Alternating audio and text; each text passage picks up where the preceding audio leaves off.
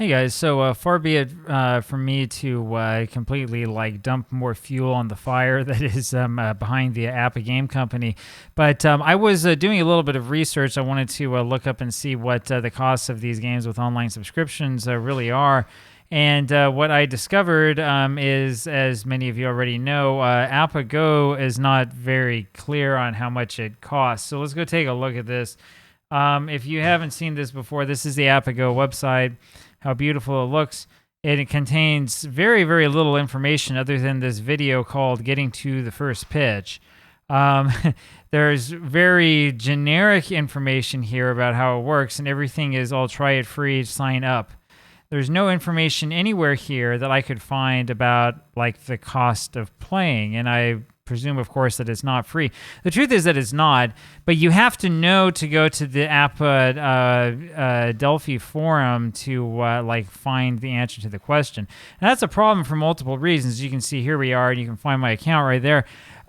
There are multiple reasons why this is the problem. The biggest of which is the fact that Delphi Forums is like almost impossible to search. So you're going to end up doing a Google search instead and going down like a few results to find the actual answer. But in front of that, you'll get blog posts and other things that don't tell you anything about how much the game costs. So the official answer comes right here. You can pay for APBA Go in one of two ways. One, you can sign up for the monthly subscription, which is $20 a month. That gives you access to all cards. Or you can buy an individual season for $20. There's no monthly subscription fee, and you have access to that season forever. Now, the question that we have to ask here is, so does that come with everything or not? Right? So the subscription includes all the seasons, all of the collections, and the league tools and collections, which enable collecting stats and creating custom teams, right? But then if you terminate your subscription, then the collected stats go away and just end, right? And so if you purchase a season and you want to have additional features like the collections feature and this league tools feature, you have to pay extra money for it. There are two micromanagers, so two computer manager. One is free and the other one costs money as well. So like basically what you can do, and as you can see, I haven't signed up for this yet. In fact, I was asking for clarification. What you can do is you can download, you can go on, you can purchase a season for $20 and basically play teams against each other and download the statistics from each game and compile them yourself, right? Or if you want the game to like do all of this stuff for you and, you know, keep your play-by-play stuff there and all this other stuff, you can pay this extra money. Unlimited unlock, $20 extra, as I understand it, unless you do the monthly subscription, allows you to have an unlimited number of lineups per team, which gives you autoplay in your solitaire games so that you don't have to play every single game by yourself.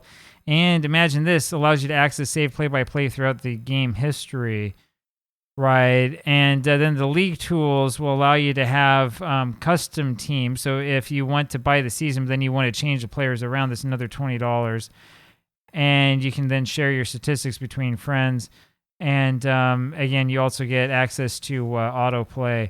This is really confusing, all right? It's very, very confusing. It's so confusing, I'm having a hard time understanding this, right? It's obvious that what the APBA Game Company wants you to do with the online feature is it wants you to subscribe for $20 a month because they lump everything together in the $20 a month subscription. Of course, if you're trying to do a replay and you're trying to play through each game yourself, even if you're playing APBA Go and you're doing it all online, you're probably going to take over 12 months to complete a replay. I mean, realistically speaking, right? 12 months at $20 a month is $240, right? That's a lot of money. When you consider that the alternative to doing that would be to buy the boards and buy the cards and do it yourself, I mean, even if you buy it at the price currently from the company, which I would argue is much higher than it necessarily needs to be, you're still going to be paying about half of what a year's subscription to APBA Go is going to cost, right? If you look at how APBA Go matches up against APBA's own product, which is, or other computer project, which is Baseball for Windows, you're going to see that Baseball for Windows is a lot more cost effective because there's all sorts of micromanagers available, and it comes with tons of statistical tools, and the seasons are like cheaper and can be purchased on the secondary market, or probably can be pirated as well. So that kind of brings me up to this question. Now, I don't want to spend too much time just, ripping on the APBA game company, because there are a lot of other companies that we can rip on as well that also have a lot of very strange features. But this one, to me, is something that I just do not understand, right? I understand why they want to create this tool. I understand that they want to get APBA fans to pay a monthly fee for the service, right? I know that that's very good from a business standpoint. What I'm not seeing is where John, running APBA, or whoever's idea APBA Go was, where these people are looking at the market and thinking, if we provide this kind of service, our customers are going to enjoy it.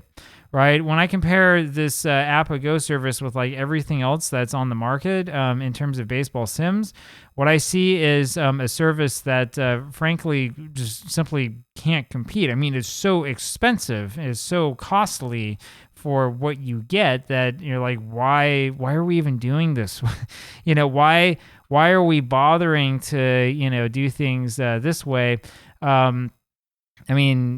Like, I compare the cost of this with, say, something like OOTP Perfect Team, and I think Perfect Team looks like it's more cost-effective, and that's basically microtransactions EA style, right? Which is like the bane of all gamers' existences, right? Like, this is the part where I really have to scratch my head and ask myself, like, do the people running APBA know what they're doing, right? Did anybody sit down and think, hey, let's look at this from the customer's perspective and, think about what the customer might want?